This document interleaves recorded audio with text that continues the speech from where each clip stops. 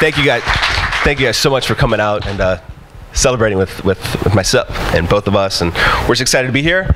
I'm going to entertain you with a couple snippets from the book, and I will stand up and do that. This is it, by the way. This is...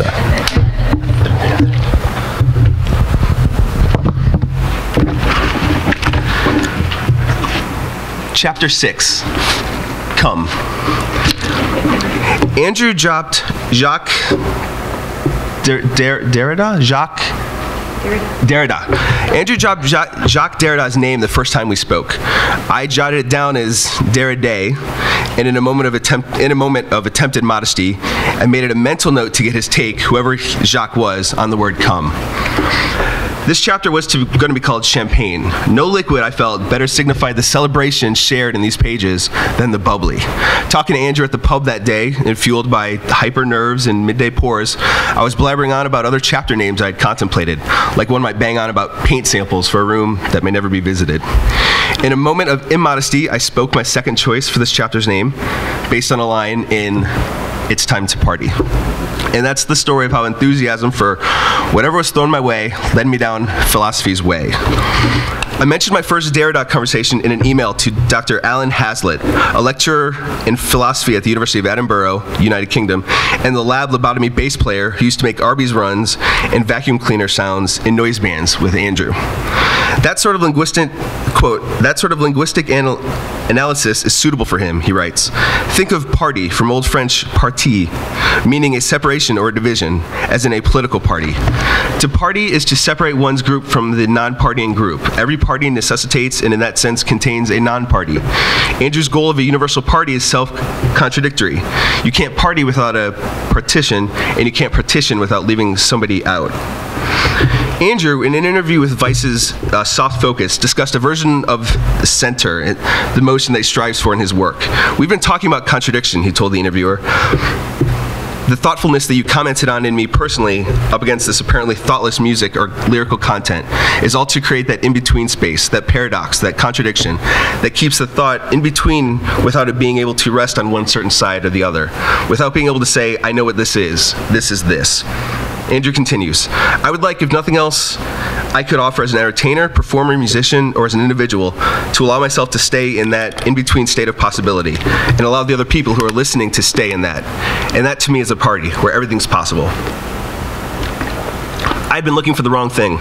It wasn't Derrida's gift wrapping a honed, deconstructed answer to a specific word, and it wasn't even learning how to get to a system center. Perhaps Andrew wanted me to see that there is motion there. Derrida's word for that motion at work is play.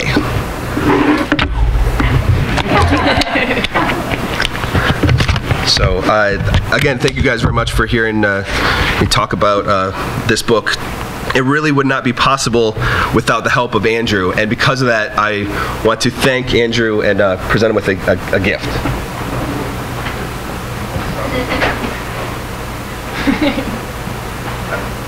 I want to give you this.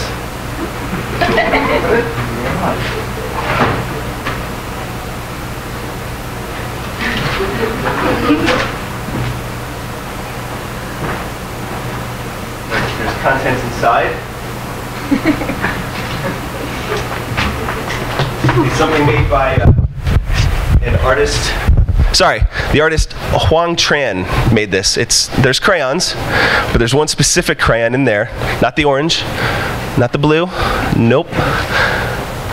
There's other ones. That one. He's holding up this.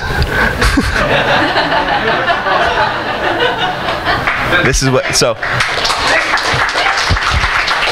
I thought there's such just a childlike, amazing innocence about everything I love in your music, and the best way that I could bring that to you and show my appreciation is through a crayon. So I want to thank you thank you, Andrew.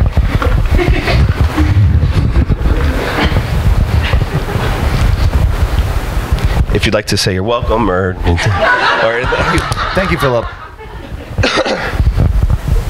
Hello? Yeah, thank you very much. It's a fantastic gift, and it reminds me of just a miniature. It's a finely detailed sculpture. Yes. That you don't often come across. So thank you very much for getting this, and to the artist that made it. Yep. It's the white crayon, and I don't know, personally, I never, because I guess I always drew on white paper. It was always the crayon that I never had much use for, and I feel like at least we found a decent use for it now with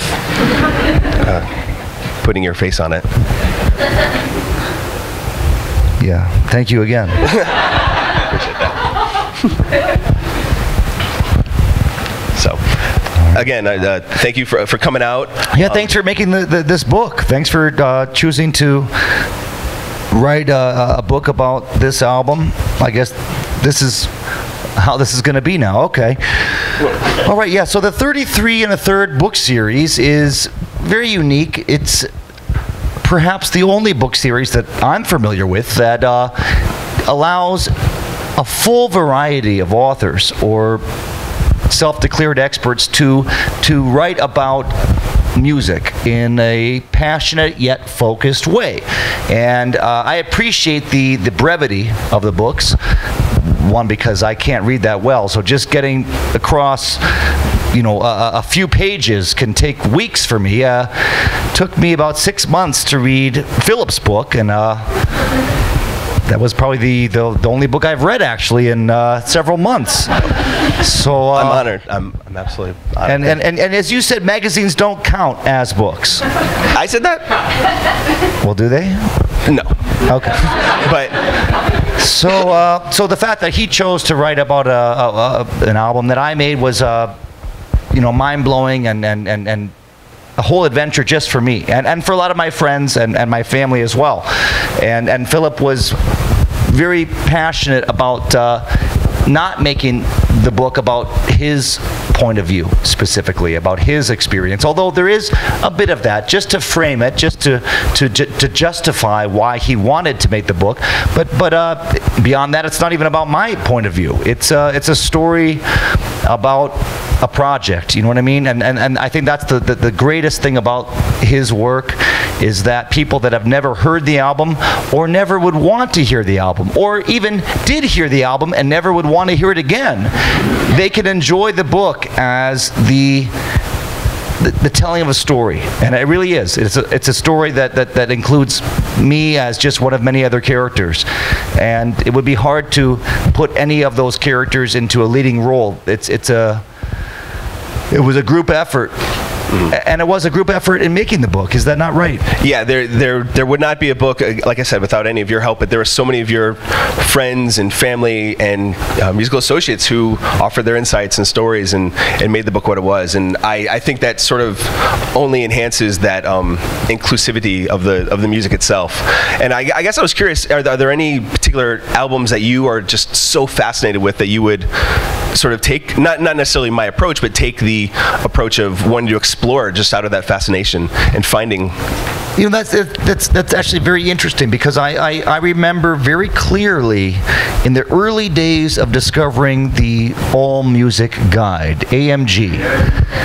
This was a fantastic website, still is, and I actually now have a few friends that write for the website and have written a few good reviews for me. And I did buy them lunch and drinks and dessert. And the idea that someone would write about an album that they didn't like was always very strange to me. That why would I, as a fan of an album, want to read about someone who doesn't like it? Or even as someone who has no idea about an album, why would I want to read about an album that this writer doesn't like? He's discouraging me from exploring not only the album, but even his own writing or her writing. So I always liked reading about stuff that people enjoyed, because it just, not only was it more exciting to read about, but it just made me feel more glad about being alive at all, to think about all the stuff that I liked, and gave me one more reason to not want to not be living. And so it was very helpful when Philip wanted to write this book, because he did not hate the album. And Did I tell you that? Did I tell you I don't hate this? Well, I just sort of gathered that. Oh, okay. I can't remember. Yeah, by like the 6th or 7th meeting, I started to get the gist that you were someone who liked that, and that meant a lot to me. It really did. I never take that for granted, including myself. I mean, I'm very thankful that I still like what I've gotten to participate in and make and record and all that, and it's just more cheerful. So I mean, there's so much out there. It's so easy to not like all kinds of stuff. I mean, it seems like a wasted energy to harp on those things if you're not liking them. Just move beyond it. Well said. And especially with like the creative arts, because those are supposed to be a luxury, this like added bonus, the icing on the cake. If you're breathing, if you're not ill, like if you can function at all as a physical entity in this reality, why would you engage with things that you hate? So I always was very thankful for those folks that took that extra energy they had to promote what brought them joy, because it is a beautiful thing to see someone expressing what they love. It really is. To see someone enthralled with their own life, with their experiences, it's a pleasurable thing. And that's the amazing thing about humans, is that we can see someone crying and we feel a version of that. We can see someone, having an orgasm, and we can imagine some version of that, or at least sort of fathom the facial expressions of that. And if someone's, in pain or suffering, we also feel versions of that. That's empathy. So why would we want to, surround ourselves with the empathy of disgust or dislike or, negative criticism, when we can also experience that good stuff? Okay. So thanks again for writing a positive book about this album. Because couldn't help it. Well, I think, has there ever been a 33 and a third book that was a negative review? A negative review. There was an artist approached Celine Dion, and I wouldn't say it wasn't a positive write-up, but that wasn't the point of the book either. It was sort of analyzing and approaching taste, and looking at taste. And was that the book that was the most popular, the biggest selling? I believe it is. It's the one that people know when they think of the series. Yes. And which album was that on? Let's Talk About Love. Okay, well, that is a great album, so that's a bit of a shame that someone would use that. And I can't remember, I think in the end there was appreciation for the music. Spoiler alert, there was appreciation along the journey in the book. When I think about these people that would take on a project like that, out of all the things they could do in the world, that they would write sort of like a back and forth debate about... I had girlfriends like this that didn't like certain kinds of music, and they're just goofballs. They're just complete goofballs. Like, she could have, gone and helped someone. But she didn't.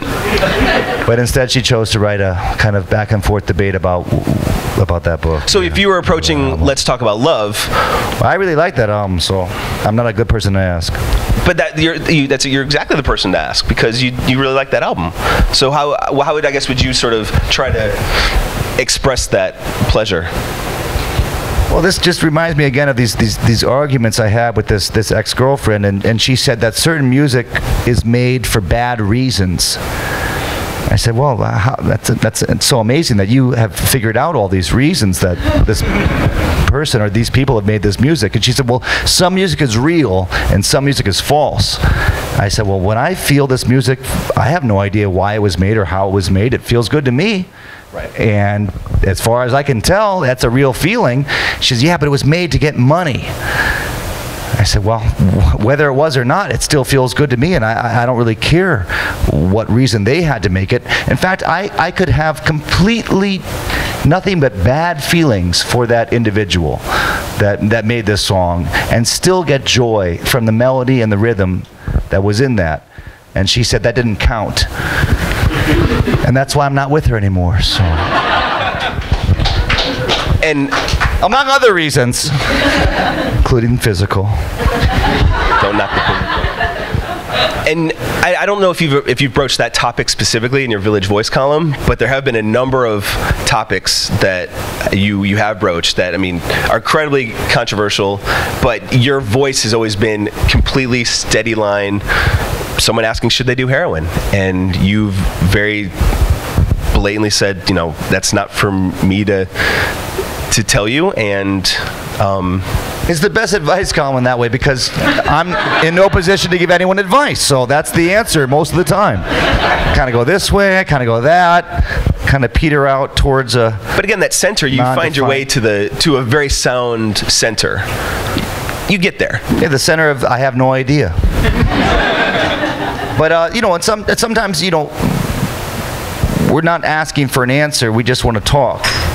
We want to have someone hear what we have to say and express what we're thinking about, and hear what someone else has to say. And I have no answers. I just have my own thoughts, like anyone else. And maybe that is the answer. You know, the definition, as far as I can tell so far, of an open mind is that you question everything and you debate all sides and you try to somehow move forward with all that in mind. And sometimes it's hard, because if you're considering all these different sides, you might just go around in an oval or some malformed version of a circle.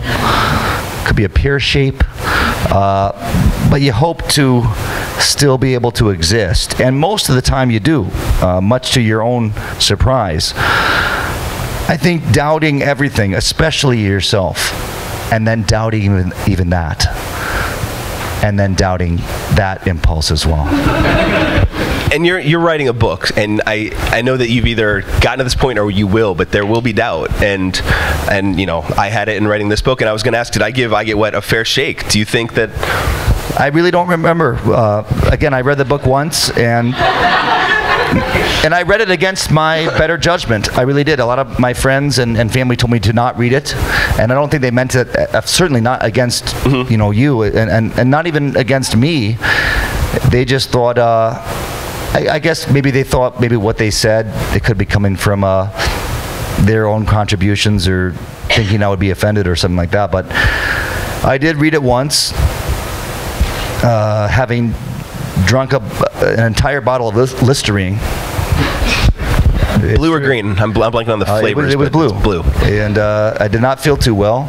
Okay. And I don't remember too much about having read it. I remember certain quotes, and it was very moving, and it was very powerful, and it was also very depressing, discouraging, and motivating. It was about everything that you could ever hope for, and I was just amazed that anything like this had ever happened to me. You know, that was the biggest thing I could take away from was, I can't believe that I have gotten to do this, and that was ultimately motivating, to try to have some more things happen, you know. Mm-hmm. That Listerine was just very strong flavored, a lot of peppermint. Did you feel you needed to brush it out, or did you feel like that would just? No, I felt like I never needed to brush my teeth again. Right. Well, I suppose if anyone else, I'd love to open it up to everyone here, because there's so much about this book that is not about you, and that's true. It's not about me, and it's about everyone. Lots of different things. Well, lots of different things, and everyone being able to enjoy in whatever we are enjoying in. And I hope you're enjoying this, and I would encourage you to ask either of us questions. Yeah, if you want to raise your hand, I'll bring you a mic, and we can get started. Me? Don't be shy. Well, I can start out. I do have structural questions about how you actually approach music writing, Phillip. So like when you were starting to write about the album, you know, there's some different kinds of pieces that are like straightforward narrative. Sometimes you go for a more of an oral history approach, where you have just like people speaking, or you have like even notes from like the thank you notes from the album. How did you decide the ways that you were going to structure that or put it together? Can you speak to that? It was always going to include and involve the people that influenced Andrew. I've always thought that would be, or that especially when you would speak to how much they influenced you, that validated a lot of that.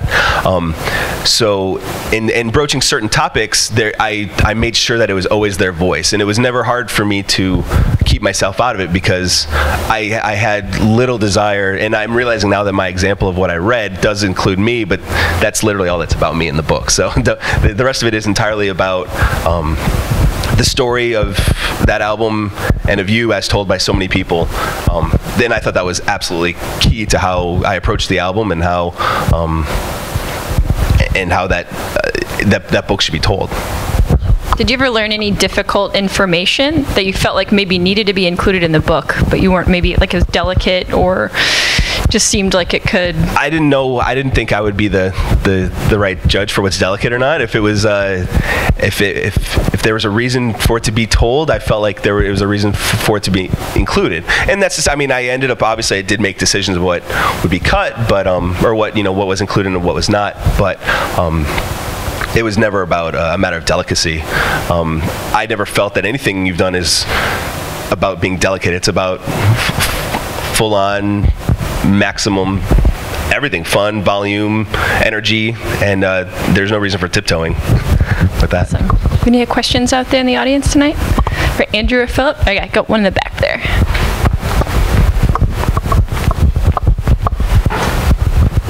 On the album, there's the song I Love New York City, and we're in New York City. I know, Andrew, you live here now. I know, Philip, you have in the past. I wonder if you could sort of speak about what is it about New York City that makes it so apt to party in, and how that sort of informed that song on the album, and how you approach that in the book? Yeah, well, I always wanted to live here for as long as I can remember, and that goes about back to maybe age I don't know, 8, 9, 10, things when I saw the city on the TV and movies and things like that. It was just the main city that was sort of presented as the city of America or the human race in a lot of cases. And I could only speak English, so other cities outside of this that didn't speak English were not as convenient. Also, my sister lived here at the time, and my dad and I visited here when I was 13, and it was very intense. And then when I was 15, I visited again, and it's odd thinking back. There was never a choice. It was never a place I would have gone otherwise. I mean, I went to Chicago, and it was too much like Michigan. With all due respect, it wasn't New York, and this was the hardest, most intense place that I could think of going. That was also fun, because you can also move to like Mexico City, which is a great place. Don't get me wrong. I just didn't speak Spanish, so this was the place to go, and I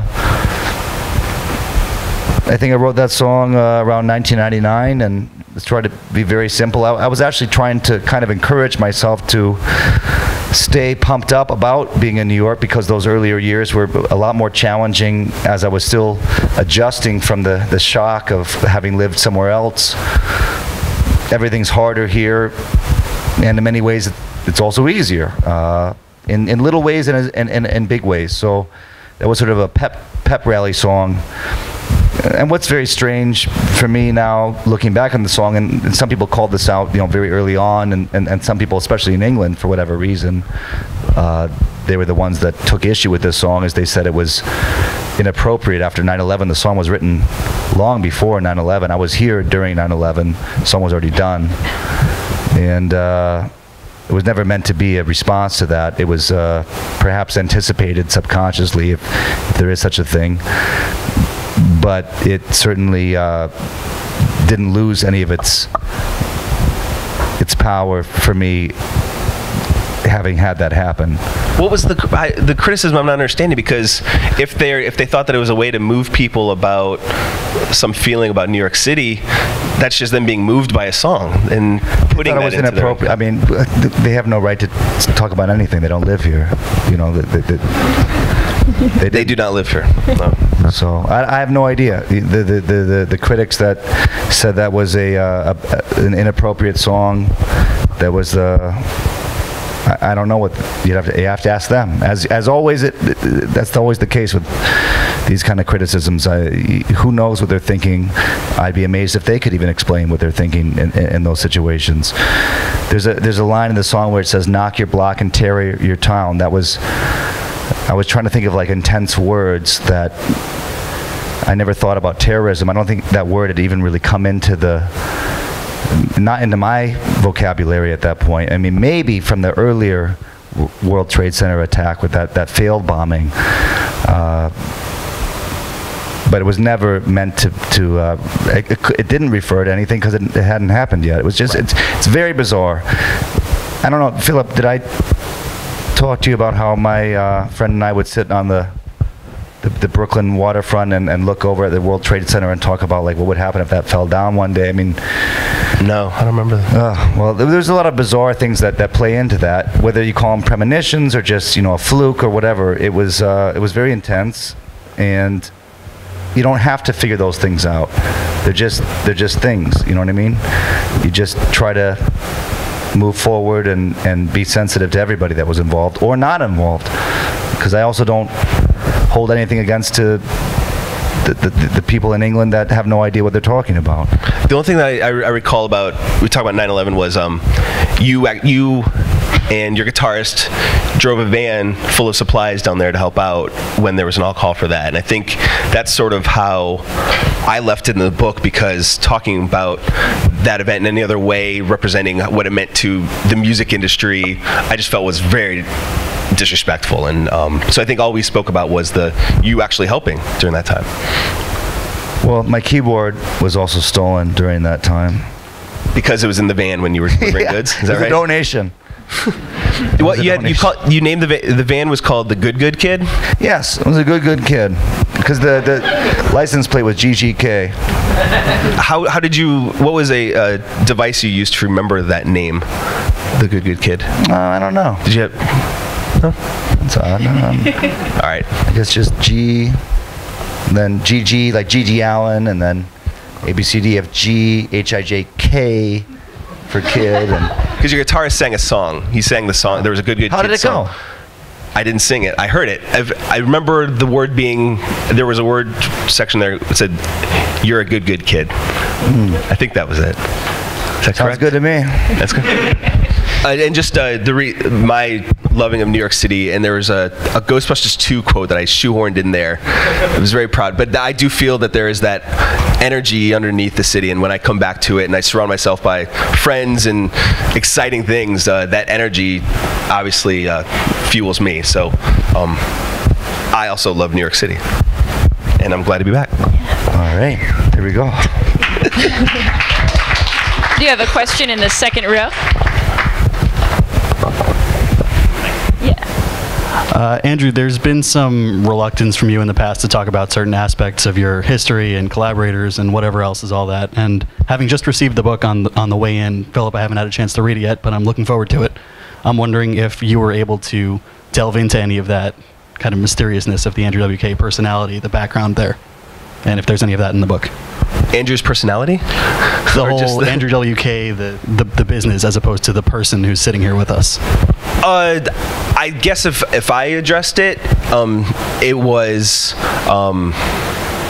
I personally came away seeing only one, and anything that is done in the name of whatever name it's done in, it still came from such a warm place, that in Andrew helping out and being almost entirely open, and I'm blanking on a word, but yes, I guess I did delve into it, and I personally only have one Andrew that I see before us, and that's the one that he's my buddy. Yeah, that's it. It's just a ridiculous rumor that it's a completely absurd, this whole idea. It's just some variation of the, Paul McCarthy rumor Paul McCartney, yeah. This artist that died and then they replaced him and something like that. There's no reason to believe that, and I have no interest in participating in that. So you can just let that go. I will say the other way I addressed it was completely wussing out and having other people talk about that as opposed to myself talking about that, because I say wussing out, but it is not my place to talk about that at all. It is the place of all the people who hopefully you'll read and you'll see. So, Philip, do you have a favorite song on the album and why? The song that quickly became my favorite just because of needing to be energized and getting things done was "Got to Do It," and I think it was one of those songs at the end of the album, track 10, that not that I had necessarily skipped, but I hadn't appreciated yet, and it was throughout the creation of this book one that really dug into me, and "Got to Do It" was very powerful. So again, thank you for writing a great song. Thanks for listening to that one. Any other questions out there this evening? I got another one in the front. Now you guys are stopping being shy. Hi. Apologies for the England thing. Are you on your honeymoon? No. Yeah, I am, yeah. Hey, congratulations. Thanks very much. Thanks. Oh, wow. I mean, the kind of relentless energy and party atmosphere that you kind of just encapsulate, do you ever get fatigued? Like, do you ever get tired, Andrew? Is it just... Does the party just keep going, basically? Do you ever just want to go to bed?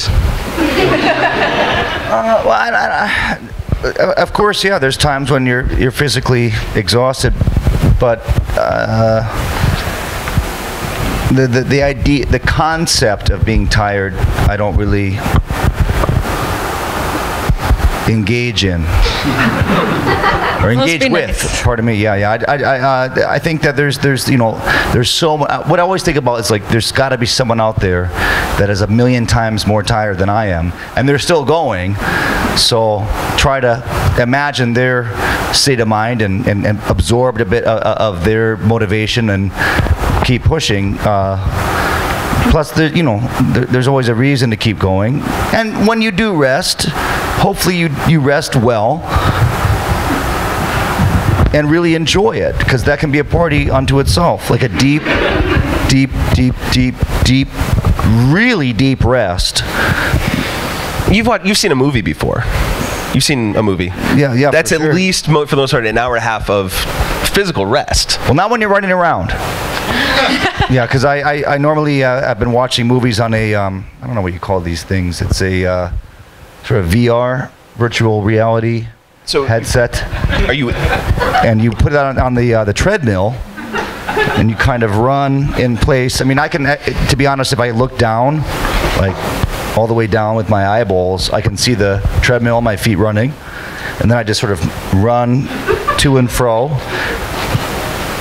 Like not a full sprint, but I'd say my heart rate's about 160, 165 most of the time. So it's a strong jog. And the movie I'm watching is Lawnmower Man and Lawnmower Man 2, which are quite applicable to this VR jog that I'm... I was wrong. Maybe you had some questions in the back over there? Okay, this way. This is for Andrew. Was there a song on the album that was harder than the others to write, like one that you got stuck on? And how did you break through that?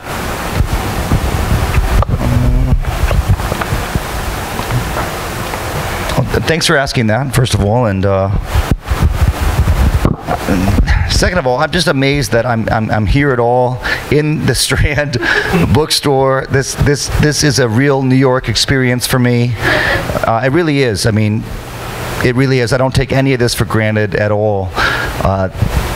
Philip, thank you for making this book and for helping facilitate this moment unto itself. And then as far as a song that was difficult to write, no, they were all very easy to write, which is the most difficult thing to comprehend out of the whole thing. I mean, I wish things came that easily to me now. just going to the bathroom is very challenging for me. And I always come back to that bathroom stuff. Us being in the rare book room, I had a question about your book. You're working on a book called The Party Bible, and obviously I can't wait to crack it open. But I'm very fascinated. I'm very intrigued by what design elements you have. What's the book going to look like? What's it going to feel like? I don't know. It's not done yet. So once it's, what do you hope? I'm envisioning that. Hopefully, like with pages and a cover and whatnot. All right. It could be loose leaf. That would be quite intense. But just scatter the pages out and let people sort of figure it out on their own. Some people do that. Yeah? Yeah. I think publishing. Burroughs used to do that. He used to just like type a bunch of stuff and just throw it on the ground and pick it up. They call that a scissor up.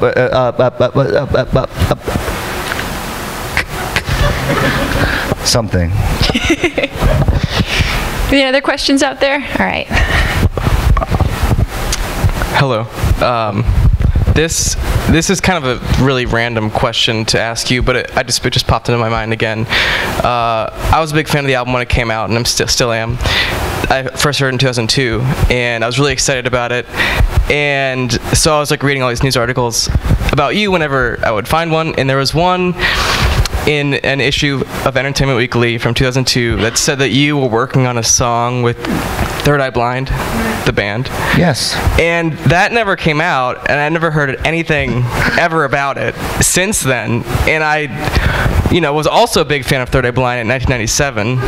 Likewise. So, what ever happened with that? That's a great question, and thank you for asking.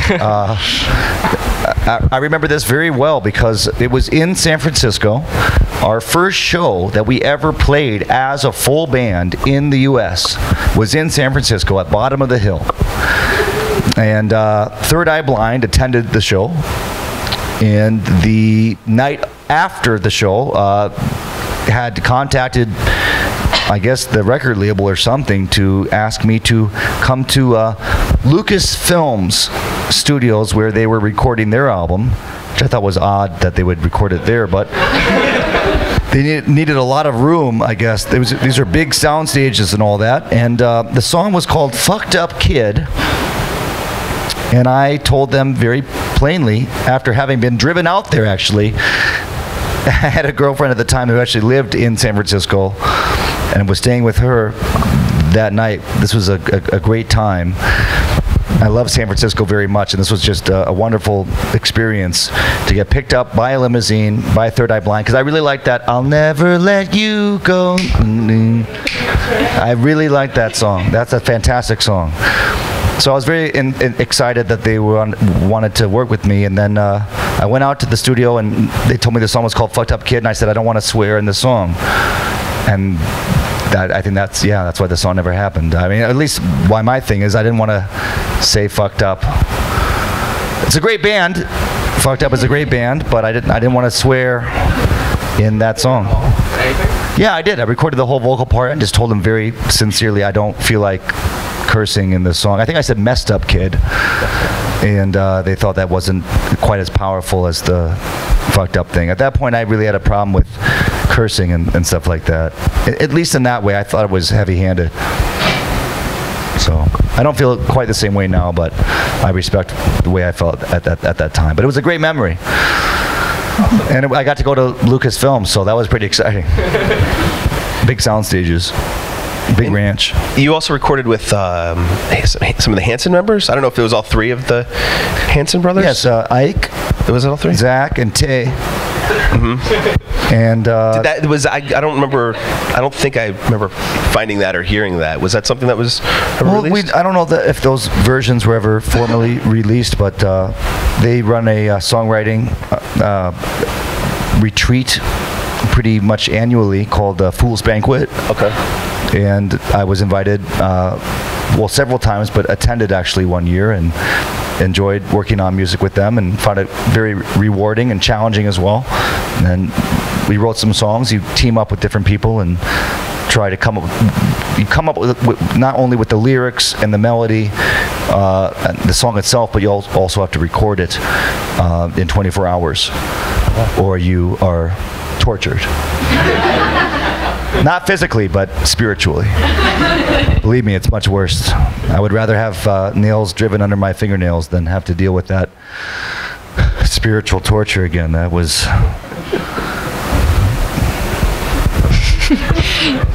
Any other questions out there this evening? All right, last one.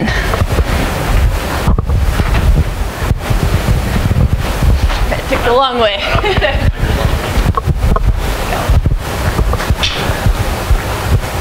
Just a quick question.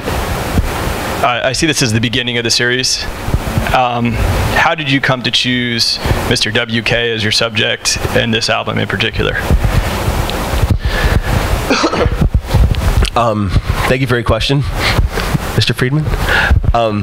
It's actually not the beginning of the series, not to just correct you, but this is number 89 in the series, and they've recently announced, and they're going to be continue announcing the next 14 in the series. I think the last 3 that they announced, Beat Happening, a Grateful Dead album, and the Super Mario Brothers soundtrack. So there's some. There's a Danger Mouse one coming too, I think. Oh yes, sorry, yeah, and that's to say there are some more albums that have been announced already and are coming out within the next year. Right. For me, this album, when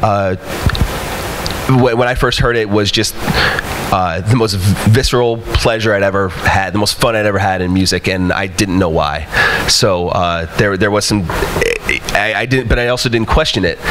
So when shortly after I saw you in concert at Leeds in 2002, there were these in between song sentiments that you were sharing with the crowd, and that was really powerful for me. And I held on to that. And when it came time to pitch a book this go around, I wanted to see what the connection was between those sentiments and this feeling of this music. So that was how I chose this particular album, and sent in a proposal, and it was accepted. And again, it wouldn't be a book without the wonderful people at 33 1/3, or the wonderful person sitting beside me, who was super helpful, and everyone else. And everyone else, yes.